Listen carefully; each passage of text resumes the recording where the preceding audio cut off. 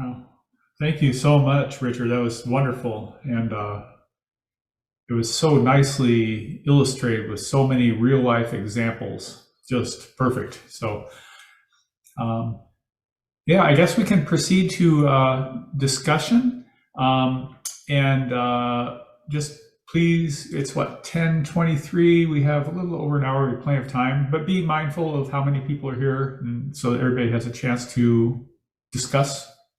Um, and we'll get going on that. I think I'll sound the bell one more time to recenter us and to allow us to transition to this portion. So thank you, Richard.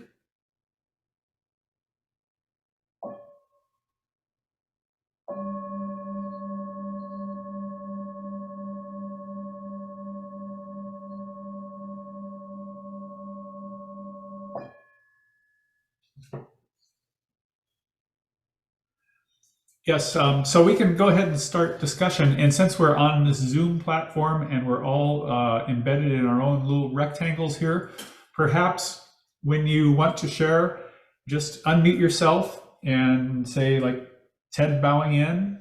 And then when you're finished, so that we know that you've finished sharing, uh, Ted bowing out. So we can just proceed by that method, which we're all pretty familiar with these days anyway. And so it's open for discussion and sharing. And thank you once again, Richard. Really great talk.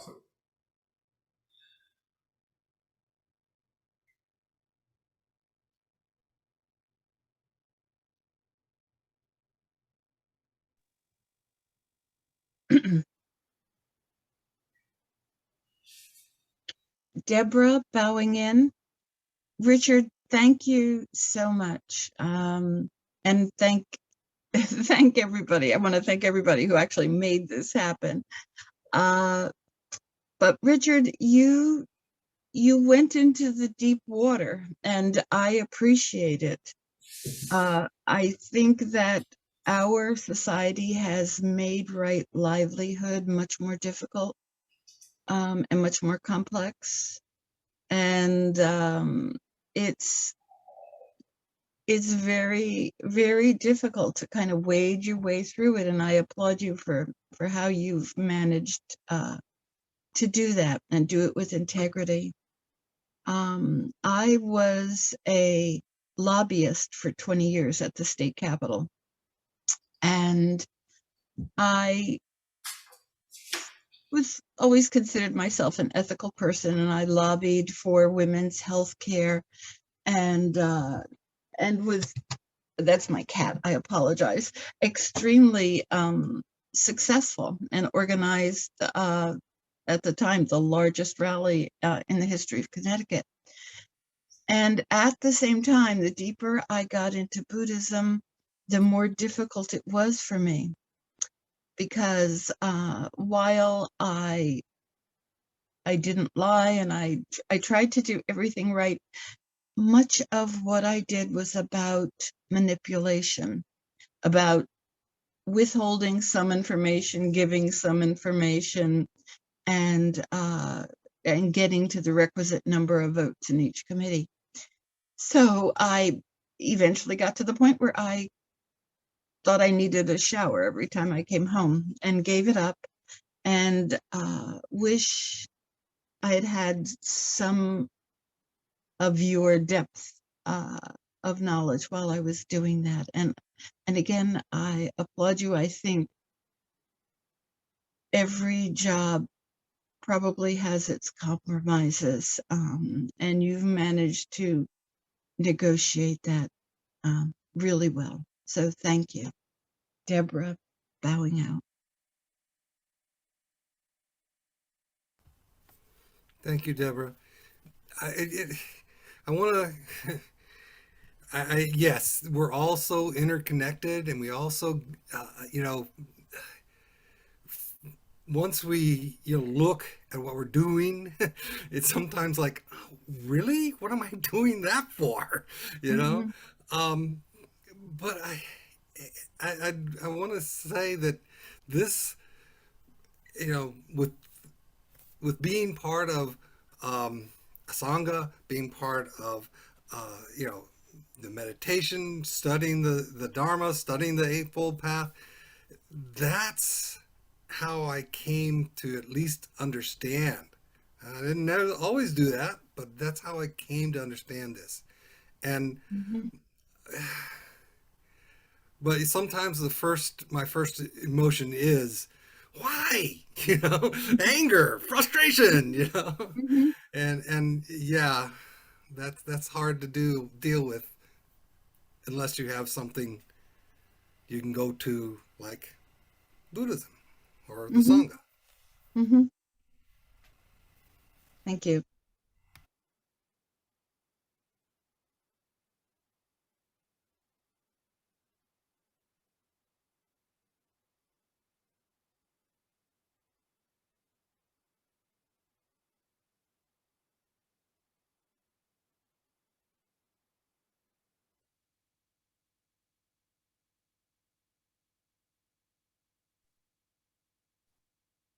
Dave bowing in.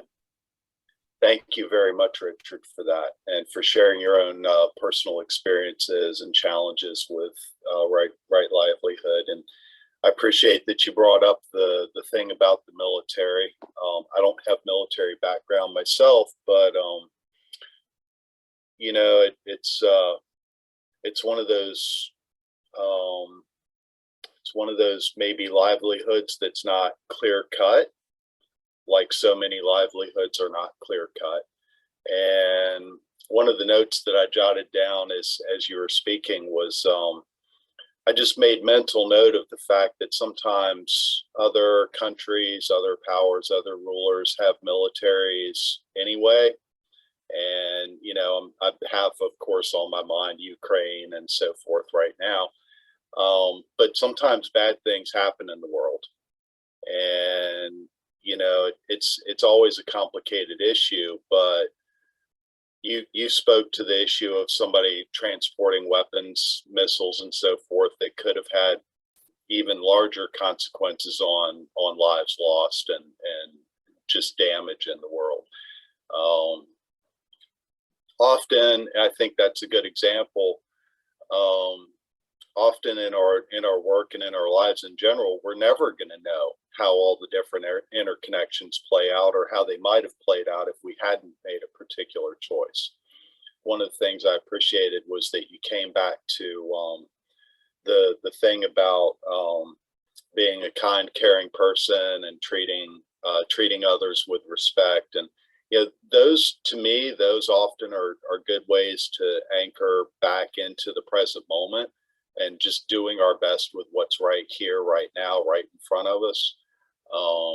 Because as the Buddhist teacher Elizabeth Battis Namgyel has talked about, everything leans, meaning everything is interconnected. Everything leans against each other, and the fact that things can lean like this depends on, you know, this being able to lean depends on this being able to lean into it. And as soon as anything shifts, everything can shift. Um, the truth of it is that we're never going to know what all those interconnections are, but what we can come back to is our own present moment right here and right now, and doing the best that we can right now. And you know, as I also think about maybe, you know, as we look back on, as Deborah spoke to, having worked in lobbying for a long time, and then it came to pass that she felt like that was something to move away from. We may in our lives, and it's not just livelihood, as you know, it could be anything, but we may find that choices we made in the past are no longer really supporting our well-being or our sense of what's right and well and healthy in the world, and we may need to make some changes with that. And then it reminded me how Thich Nhat Hanh always talks about how our practice today can be not just practice for ourselves and others, but also practice for our ancestors. And something I've brought to the Sangha here on a number of occasions is to remember that our practice today, yes, it's for our ancestors because we may have inherited some very difficult and challenging habit energy and patterns, you know, from through trauma, intergenerational trauma, that sort of thing. One of those ancestors may very well be our 20-year ago self. One of those ancestors may be our, 20 minutes ago self. We can always come back to right here and right now as being the opportunity to practice healing for ourselves, our ancestors, everybody around us. And I think that very much applies in livelihood. Certainly, it's been spoken to a number of times today about how complicated livelihood can be. I'm sure it's always been that way throughout humanity. It certainly is that way now. What are the choices that we're making, and what are we doing within our work and within our jobs? But then, maybe we're the person working in business and we can decide to become a farmer. Maybe that's an option for us, but maybe it's not. And maybe we just need to be that person that does our best with what is right in front of us. Maybe we do realize that we can't lie and steal. We don't want to lie and steal, and we realize that we're not going to move up within the organization, but maybe in that moment that's okay, because we're still doing our part to add what we can add to the ongoing unfolding of everything. So just some thoughts that came up. I really appreciated what you brought to us. I do apologize for having to dip out earlier for a few minutes, but somebody that I've worked with has been going through some really challenging stuff. So it was actually actually in its own way, it was a moment of right livelihood to step away so I could take that phone call. Anyway, thank you all. Dave bowing out.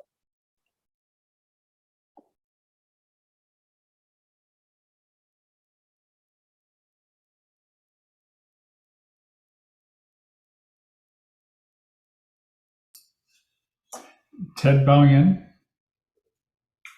Well, thank you, Richard. Once again, I really got a lot out of all of the real life experiences that you shared with this, and the kind of moral quandaries we find ourselves in. That's just the way it really actually is. I'm not entirely convinced that the good old days 2,500 years ago were any easier than what we face now, actually. I think this has kind of always been this way, is my own personal view. And that questions of livelihood were probably just as personal and wrenching back then as they are now. They had wars back then. They had limited resources.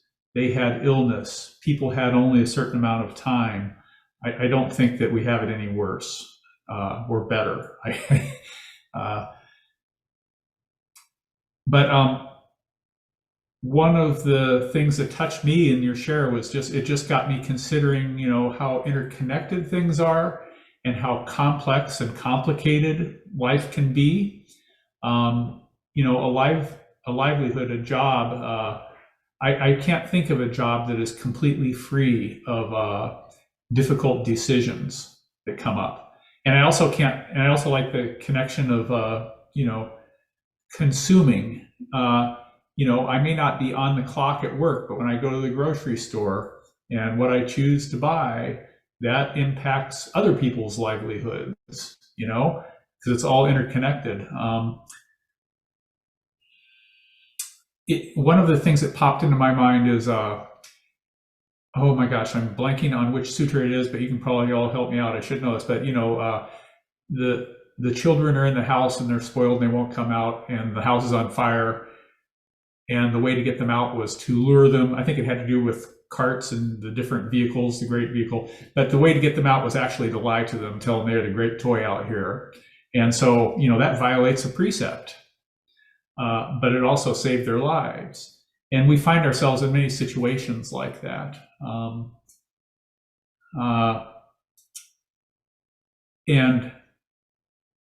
It was considered skillful means to violate a precept in order to save lives, or to, it's kind of a metaphor for liberation, in a Buddhist sense also. So in my own personal life, I do scientific research, and just broadly as a whole, that scientific research has used things like a lot of mouse research, a lot of rodents, stem cells from embryos, stuff like that. But like the COVID vaccines, utilized some of those approaches and probably have saved millions of lives. But so it's similar quandaries. I'm not saying what's right and what's wrong, but wow, it comes up everywhere.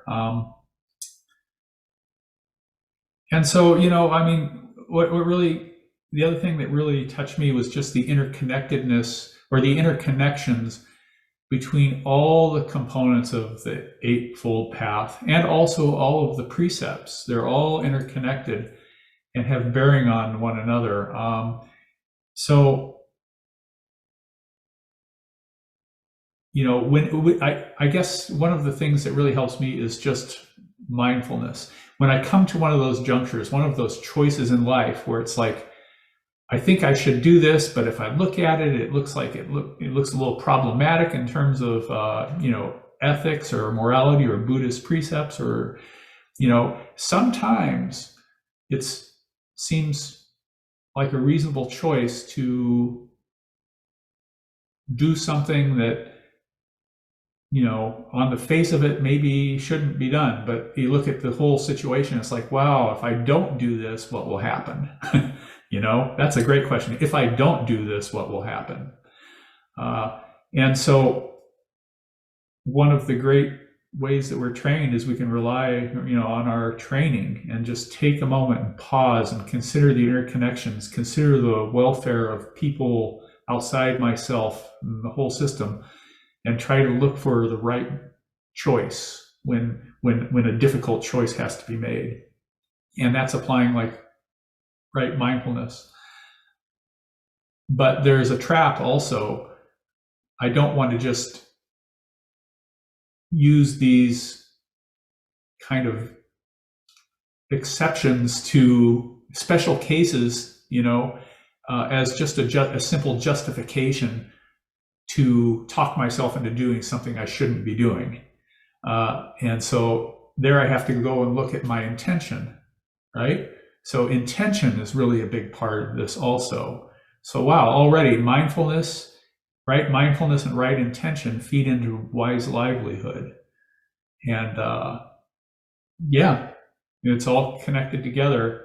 And wisdom, I mean, figuring out all these interconnections and what seems really right takes a little wisdom too. But oftentimes pausing and just maybe make the decision tomorrow or the next day instead of right now, it allows it to clarify a little bit and things make themselves more clear. But wow, I kind of have always looked at right livelihood and go, that one's easy. It's pretty simple. But no, not so simple. So anyway, thank you so much. Ted, bowing out.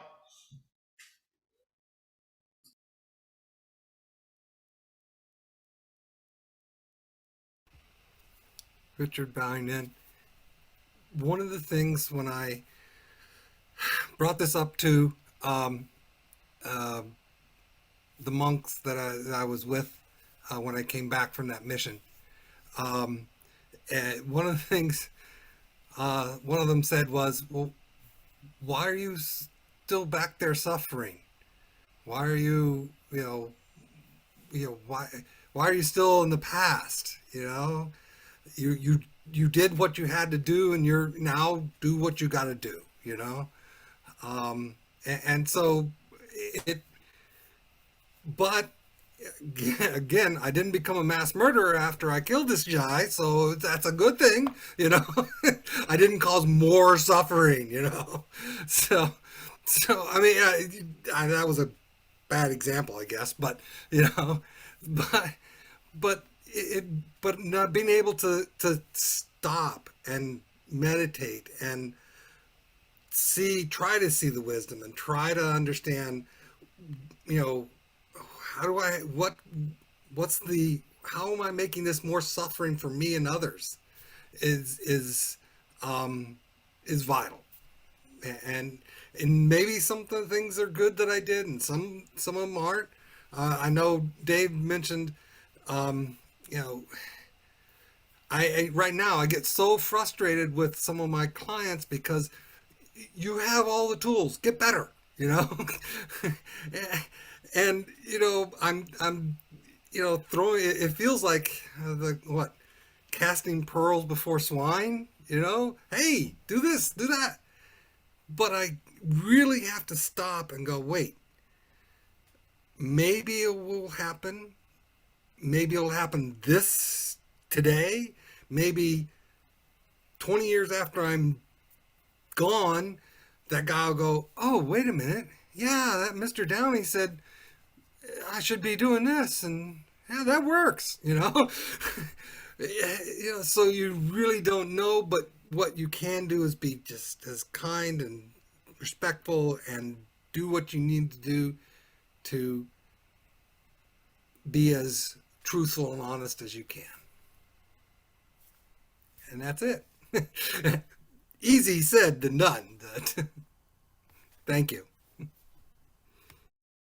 Richard, this is Dave again. You just reminded me of something. So, day before yesterday, I was able to go to crisis intervention training conference in Raleigh, here in North Carolina.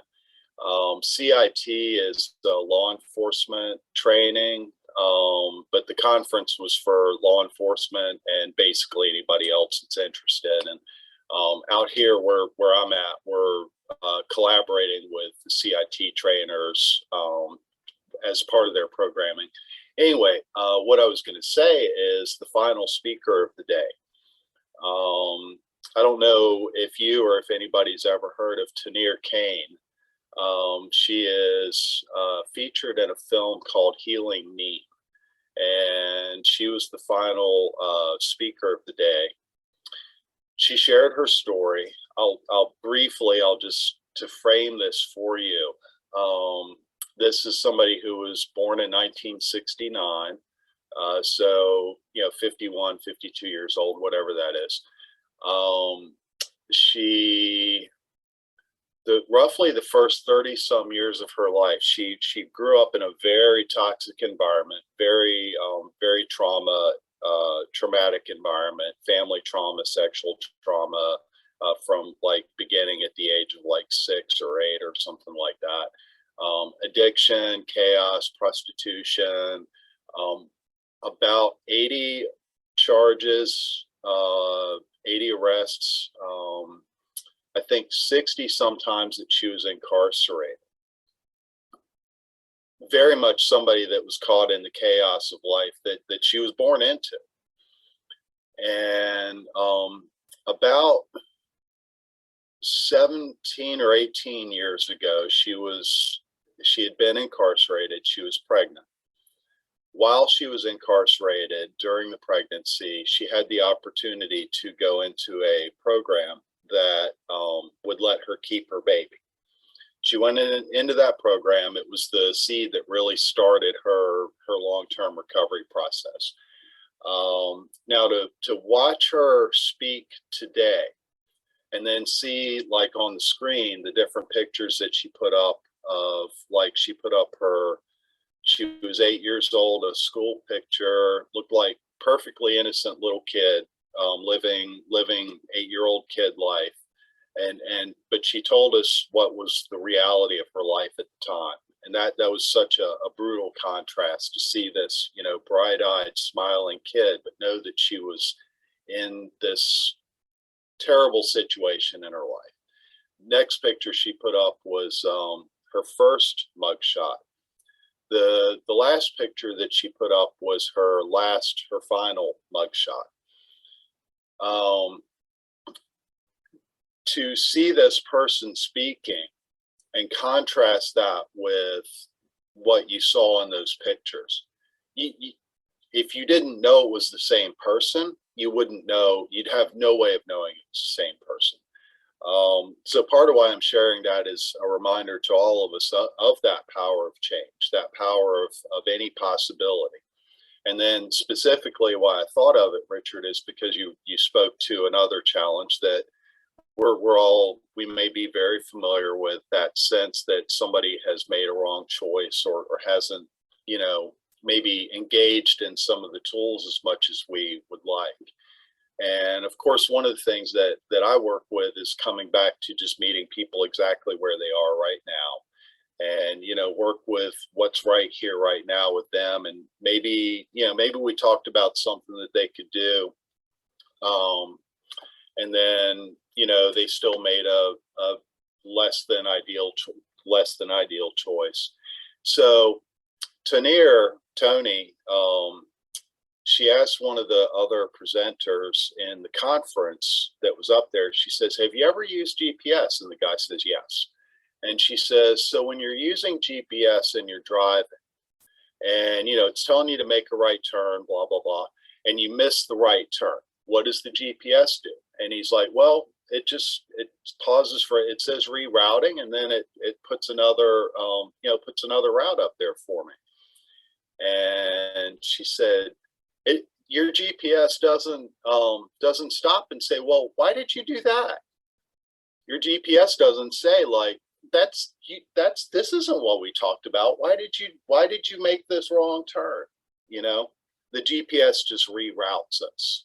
And so she reminded all of us that we are that GPS. We can be that GPS for this person that we're working with. You know, we don't need to,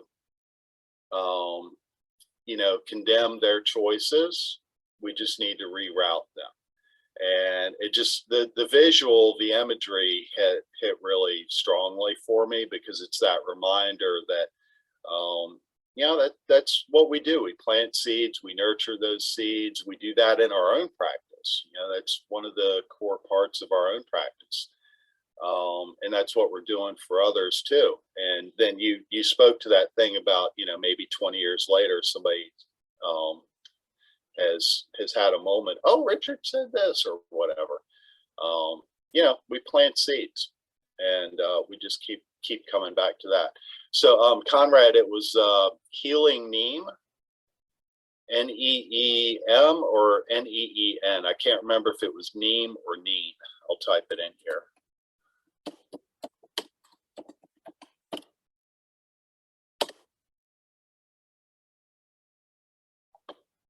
And her name,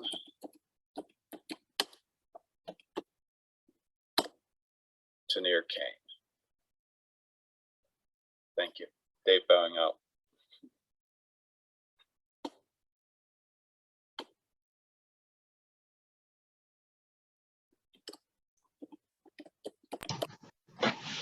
Jeff bowing in.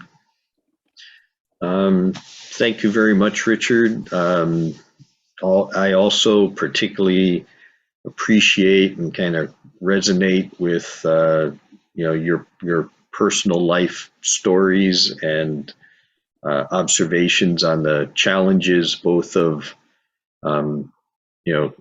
right livelihood when you're perhaps in a less than perfect kind of base job, as well as the challenges of being a consumer that supports others in their right livelihood. And I know for me, I've had some challenges as well, being in a technology field and initially being kind of in work that was more defense related. And as I became a Buddhist, I was able to transition within the same company into commercial things and things that were more beneficial. But things conspired against me in a way, and that was no longer an option at some point. And I was back in technology that, say had commercial and some military applications. It wasn't making guns or bombs, but things that were still on the defense side. And it's been challenging. I'm still in that job. My particular role helps to prevent inadvertent injury and death to people who may use our products. So in a way, that's kind of how I can do what I do and say, well, some of this may be for defense things, but my role is to make sure, people who may be around these things or use them are safe. But it's still challenging at times, and I do try to kind of employ mindfulness and Buddhist practice of being aware and compassionate with the people I work with. So try to thread that needle, but it is challenging at times. So I agree. I don't think there's any perfect thing. Even being a Thich Nhat Hanh, he has less than perfect people show up for his talks, less than perfect people who contribute, who may not be practicing right livelihood. So, yeah, we all inter-are, and and the pearls before swine. Sometimes you're the one who throws the pearls, and sometimes you're the swine. So, I think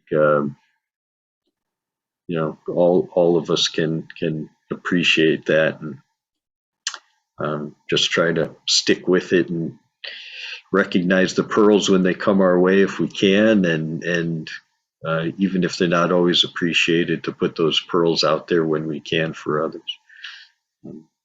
So again, thank you very much for your talk, and particularly Dave, thank you for some of your observations as well. It really touched me.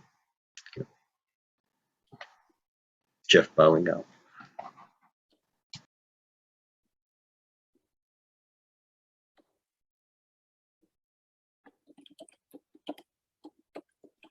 Heather bowing in.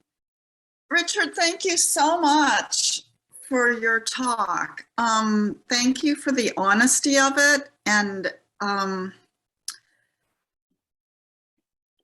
it's so informative to hear how other people have dealt with real life struggles that they faced. And you have had some very complex situations. And I guess the two things that I really resonated with, and I will continue to think about from your talk, are the complexity of situations with work, no matter what our work is, and also external perception. And I was very interested in how you talked about the various ways at times that you presented what you do, based on who you were with and, how you anticipated that you would be perceived. And I'll just throw out information about my background and how that fits with me. I'm a lawyer, and I've worked my whole career for the Connecticut Attorney General's office. And I've been deeply, deeply grateful to be in government service, because I have felt I have had the opportunity to do things that are beneficial to people. And, but at the same time, I find myself being very apologetic to others for what I do. I don't voluntarily tell people that I'm a lawyer. When the inevitable question is, I will say I work for the state. And if they proceed further, I will say I work for the Attorney General's office.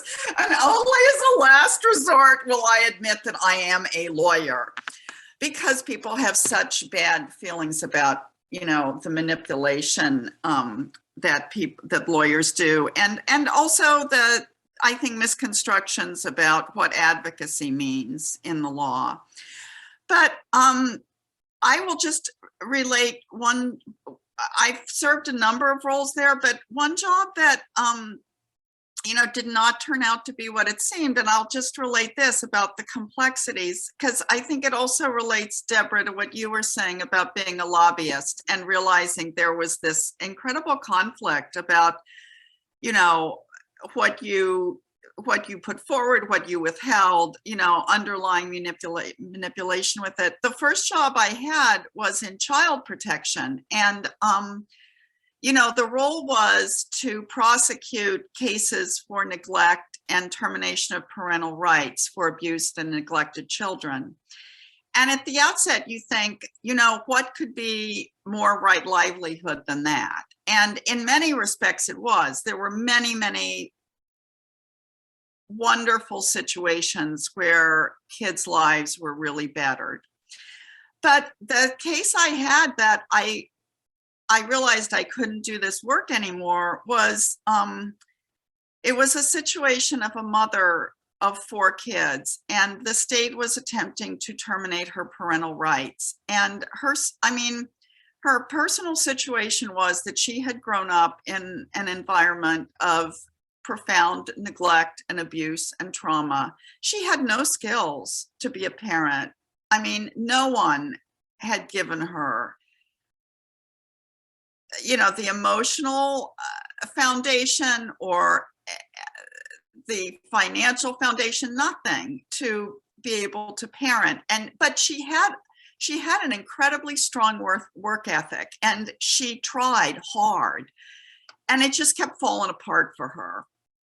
And one of the things I was told I really needed to bring forward in my case regarding her neglect of her children was that she had repeatedly left her children unattended because she worked 2 or 3 jobs and she didn't have reliable daycare. And so she was neglecting her children because she put them with people she probably shouldn't have, or sometimes left them alone. And then, because she was so determined to be self-reliant, she had refused to go on welfare. And I found myself, I just could not prosecute this woman and say she should lose her kids to whom she was so attached, because she had tried so hard to feed them with her own labor, and that she wanted so much not to rely on the assistance of others. And she was so determined personally to try to take care of them. And I just couldn't do it anymore. She was so broken herself as a human, as an adult. She had so little and she was trying so hard. I couldn't do it. So there's so many complexities to these things. So anyway, I have the luck now to get to do anti-tobacco work. All my work relates to trying to stop nicotine addiction and hooking young people, especially in vulnerable populations, on cigarettes and other nicotine products. So that's a real joy to me to get to do that. But I do find that the place that I can really use my work for right livelihood, I think we've all said, is in interactions with other people. You know, we are so lucky to have the Dharma. We are so lucky to have this community, and we have tools that other people just don't know about. And to the extent that we can drop a little kernel of nourishment into their lives, a little kernel of support, a little kernel of recognition, I guess, and understanding. I just think that's a huge calling for all of us, no matter where we are. And I get a lot of pleasure and satisfaction out of doing that, and being able to say, like just today, how did I practice in my relation with others? You know, when did I hold my temper? When did I speak honestly? recently I had someone in the organization, my boss is leaving, and she's a higher up, and she emailed me and said, is somebody, is there going to be a party for him? And we, his subordinates, would have been the one to throw the party. And I had to say, no, there's no party, because one, we're all really sad that he's leaving. And two, we've recently had a colleague just die suddenly, and we're all too sad. We're too sad to throw a party. And it was like, suddenly I had the permission to be honest about why we couldn't do what's become an office tradition, why we couldn't rally to do what was expected of us in the sight of others, because we were hurting too much. And she took it well. And I felt proud to have spoken on behalf of the needs of myself and my colleagues in that moment for why we couldn't live up to expectations of people who weren't walking in our shoes. So anyway, I feel like I've gone on too long, but I just am so moved by this topic and by your presentation. And I'm so grateful to be here with everybody today to share these stories. So thank you.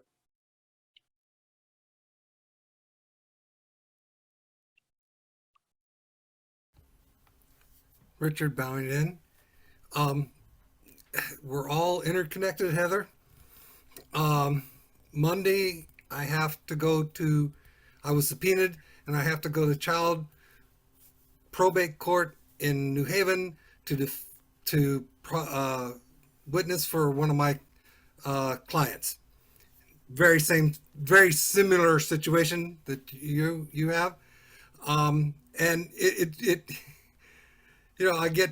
there's 300 different sides to this story that, yes, people need to be taken care of, children need to be taken care of.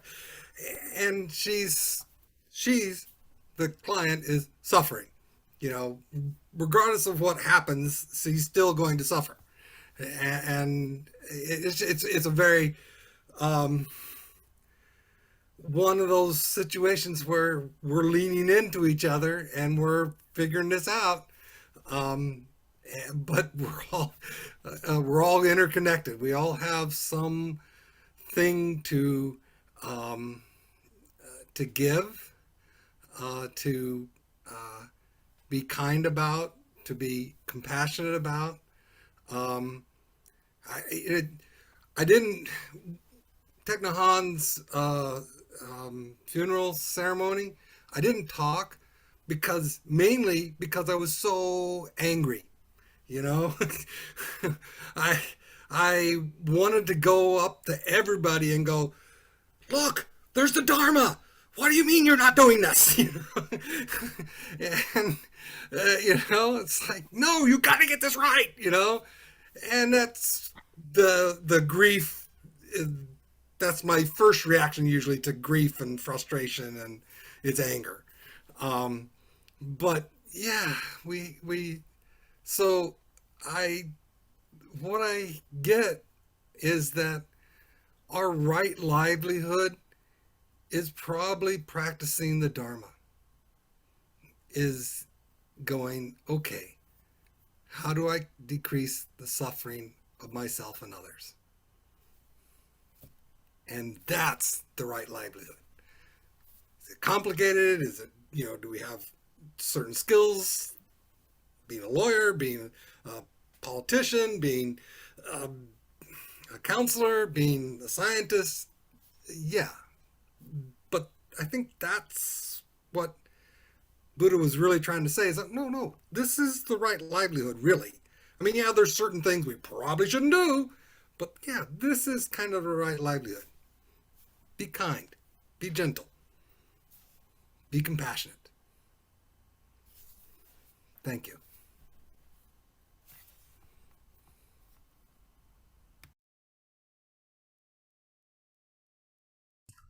Craig bowing in. Thank you, Richard. It was great talk, and thank you everybody that's been sharing. This is, it's just sparks so many different thoughts, and it's just very enriching to hear everybody else's stories. It is, as others have said, when you initially hear it, right, livelihood, yeah, okay, so you'd make your living by following the precepts or not violating the precepts, but it is the interconnectedness of all of the Dharma, all of the Eightfold Path, all working together, and is difficult. I do think it's more difficult than it used to be, just because there are so many opportunities for things to be obscured, the interconnections, obscured just because of the nature of how that works, but also things are intentionally obscured both before and after the fact, where things are disputed unreasonably, and really the only thing that we have, the ground upon which we stand, are our intentions, and that's really ultimately all we can do. That combined with wisdom and right action and all of that stuff, but the only thing that we really have is what we're intending. I appreciated your comment, Dave, about the healing for ancestors and ourselves. It occurred to me, one of the really good Buddhist stories that I like is there were, and I might get part of this wrong, but there were a couple of monks that were traveling together, and they came to a river, and on the edge of the river, and they had both taken vows of celibacy. On the edge of the river was a young woman that was, quite attractive, and they, one monk was just kind of like sidling away, and the other one, saw her distress that she couldn't get her across the river, so he picked her up and carried her across the river, and then set her down, and the two monks went on their way. And the monk that had not done the carrying was just kind of couldn't get over the fact that this guy had just gone and picked her up and carried across the river, and just was like, had a lot of internal dialogue and proliferation of thoughts as they were traveling along. And ultimately, half an hour later said, I can't believe that you picked her up and carried her across the river. Why did you do that? And he turned to his friend and said, yeah, well, she needed to go across the river, but I put her down half an hour ago and you're still carrying her. And that is just what it is. You do what you do, and then you're just in the present moment, and that's all you have is just what comes next. I'll end on one other story that I just heard yesterday, and oddly I can only remember part of it, even though it was just yesterday. But there was a young girl who was really interested in bugs, and she was just fascinated by bugs. And her parents told her that this professor at this school was like one of the world's foremost experts on bugs. And so she wrote to him with the aid of her parents, and surprisingly he replied and said, if you're ever, wherever it was, if you're ever in New Haven, come and visit me, and I'll gladly give you a tour of the museum. And so she wrote back and said, yes, I'd like to do it. And so they actually arranged a date, and they went, and he gave her a tour of the museum and stuff. And now she's writing this later. She doesn't remember who he was, but she went on and got a PhD as in etymology, and is a world-renowned bug expert. And it was all because of that one action that was forgotten. The specifics of it were forgotten, but that is the tendrils that our actions unfold. You'll never know where they go, but they do go someplace. So, the last thing I want to say is, Dave, I liked your GPS story, but my GPS, when it does that, the rerouting, she has an attitude when she says it. Craig, yeah. As does mine, Craig. As does mine.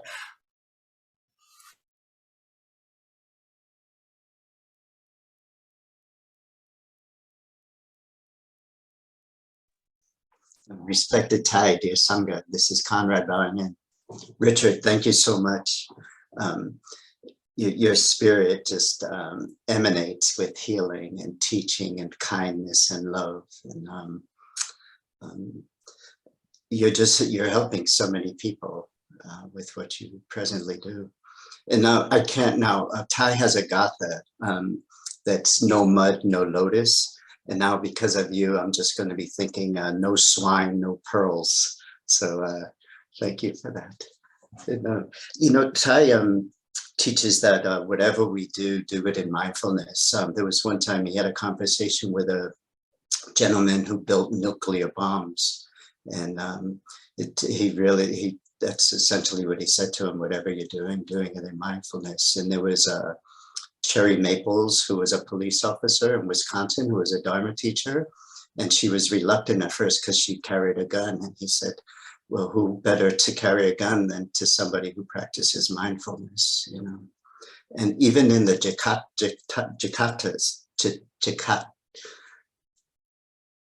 Jatakas, wow, whatever that is, Jatakas. Oh my gosh. Well, anyway, the Buddha was a bodhisattva pirate and a bodhisattva captain of a boat, and he killed a pirate who saved 500 people. And so, and then there was a Vietnam vet, as I mentioned earlier, that once before, who killed people, and Thai taught him to then take care of children because you killed children. But bodhisattvas are everywhere, whether it's Wall Street, doctors, lawyers, accountants, lobbyists. They're all here with us, and we learn from them. I wanted to know also, I was interested, you mentioned that you came into Buddhism a couple of years into your military service. I was interested in knowing how you came to Buddhism, or how Buddhism presented itself to you.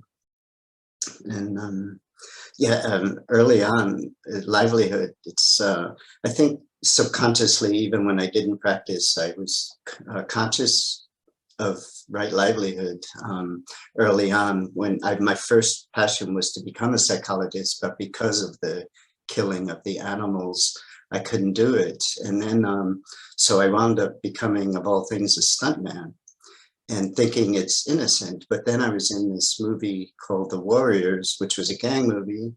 And after the movie came out, there was reports of people, like there was a guy, I think in Boston, who a gang that killed a guy because they thought they were the Warriors, and they killed him and were putting cigarettes out in him. And it started waking me up, like, wow, even I think I was doing something innocent of just doing action, but it has a message, and the message was very strong. So it started waking me up. But what really woke me up was Paul Newman, when I was in Fort Apache, the Bronx. He was just saying, Connie, it's just a movie. And it made sense to me. It's like, yeah, why am I doing all this, risking my life for just a movie? So right livelihood is an evolution. We start one place and we are where we are. And like you're saying, that's your past. Where are you now? And boy, where you are now is just so beautiful, with all the healing and the helping of all these people. So I thank you for this beautiful sharing, and thank you for all you do. Conrad bowing out.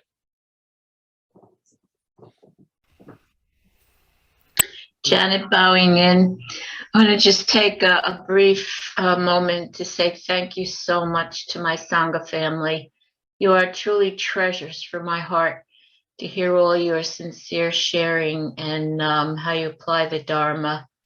And I grow so much, and I love you all. Thank you so much.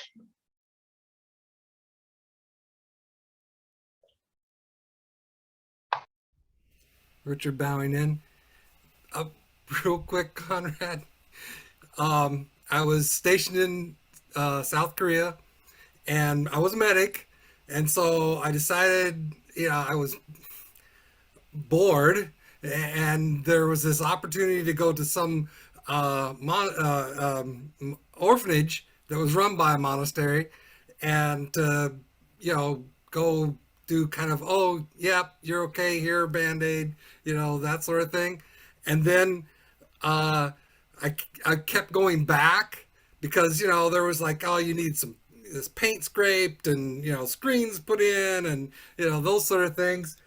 And about the fourth time I went back to the monastery, one of the monks says, well, you'd make a good Buddhist. I'm like, well, what does that mean? What do you mean by a good Buddhist? And he says, oh, go sit down on that cushion. That was my first Buddhist teaching. Just sit down on the cushion.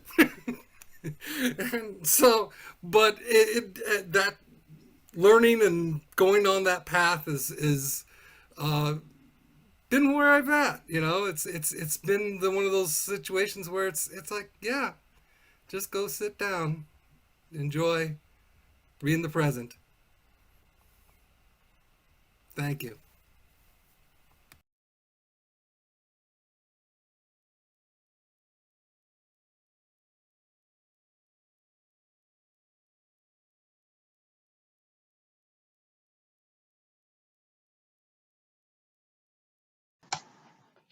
Jeff, bowing in with one quick comment on that wonderful story, Richard.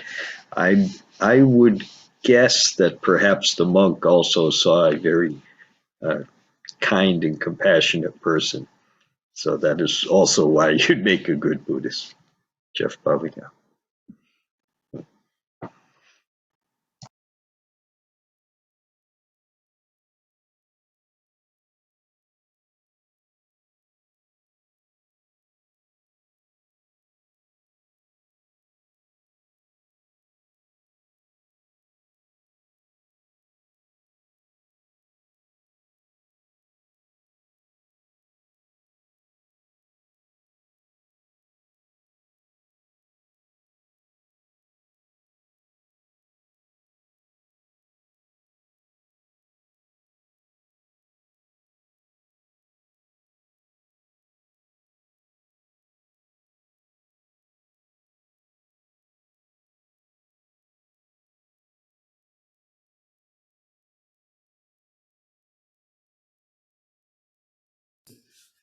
Ted bowing in.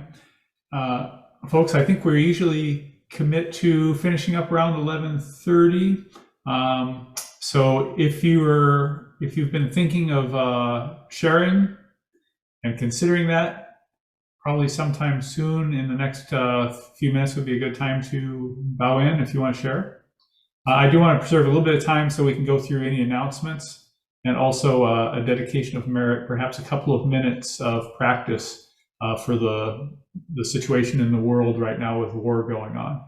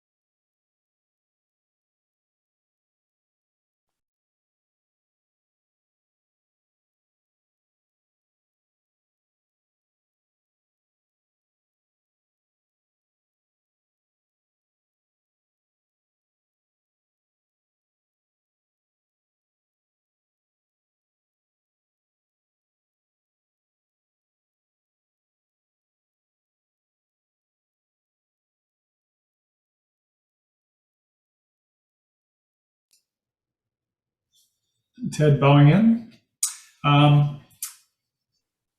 Let's see. If we have no other people who want to share, I want to thank Richard. We can all thank Richard so much for sharing today. It was great. Are there any, I guess we could do some announcements. Anybody have any announcements? Craig bowing in. I have two quick ones. Our next Connecticut DTO practice will be 4 weeks from today, and Jeff will be talking about right livelihood. Then the other announcement is next Saturday will be the national practice, and we're going to have, Fernando is going to be talking about Buddhist ethics in daily living. Thanks. This is Conrad bowing in. I just wanted to mention that this last Wednesday, Tai Fap Lu, who during the cremation ceremony in Vietnam, Tai Fap Lu carried Thai's alms bowl, and this past Wednesday, he brought some of Thai's relics back to Deer Park Monastery, and it was a very beautiful ceremony of receiving the relics. And on March 13th, there's going to be the 49th day ceremony. And then in the future, there's going to be there was a very beautiful path that Thai liked to walk at Deer Park, and there's going to be scattering of his ashes on this walk in the future. So I just wanted to give everybody an update. But the 13th will be live via, I guess, however they do it on the streaming. So I just wanted to share that with everyone. Thank you. Thank you.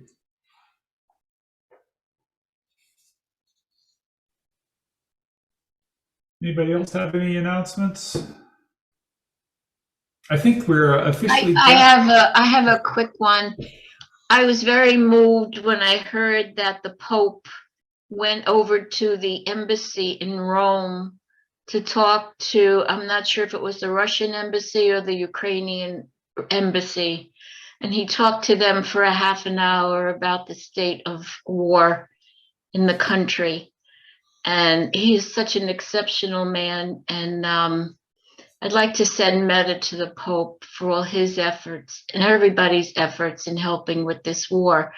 And also next Wednesday, he is supposed to be doing a prayer ceremony for the Ukrainians and for the Russians and for the state of unrest in the world over there.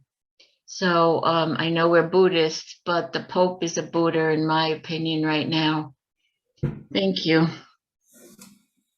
Thank you.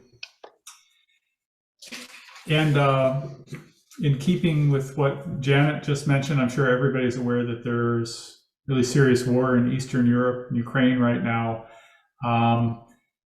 And as we have a couple of minutes left, I thought maybe we could take 2 minutes, just do a little bit of personal practice, 2 or 3 minutes. You could, with regards to, our wishes for peace in the world, you could use this time for metta practice, or perhaps Tonglen would be another choice, which would be appropriate here. That's probably what I'll do. So I thought maybe we could take 2 minutes of silence, and then we'll close with the dedication of merit. And thank you, everybody, for your participation today. It's good to be here with everyone. So a couple of minutes.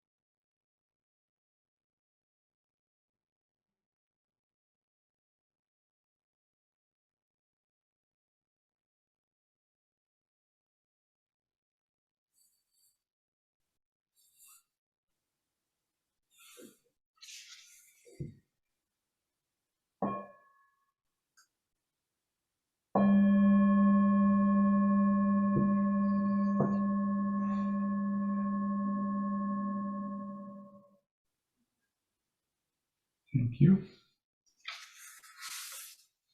And the dedication of merit. Reciting the sutras, practicing the way of awareness gives rise to benefits without limit. We vow to share the fruits with all beings. We vow to offer tribute to parents, teachers, friends, and numerous beings who give guidance and support along the path.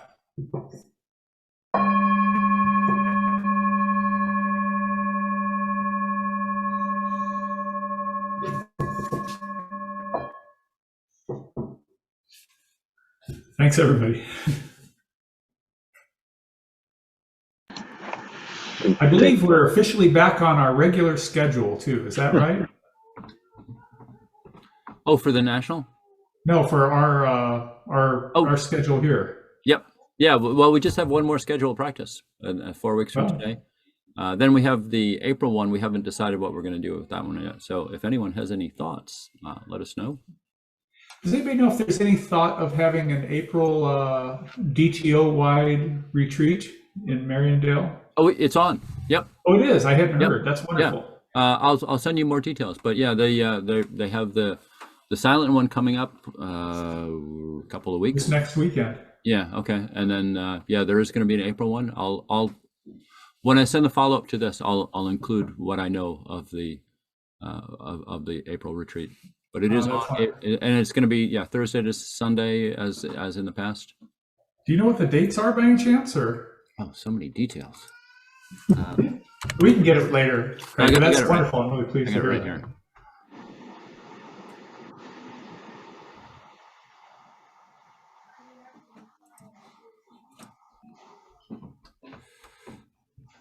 April 21st to 24th.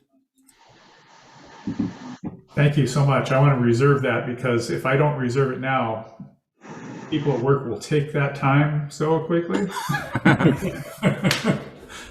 Yeah, I'll include the details when I do the follow up. Thank you so much. Sure. And thanks, Richard. That was great, really wonderful. So really appreciate it. Yeah, Thank you, and everybody.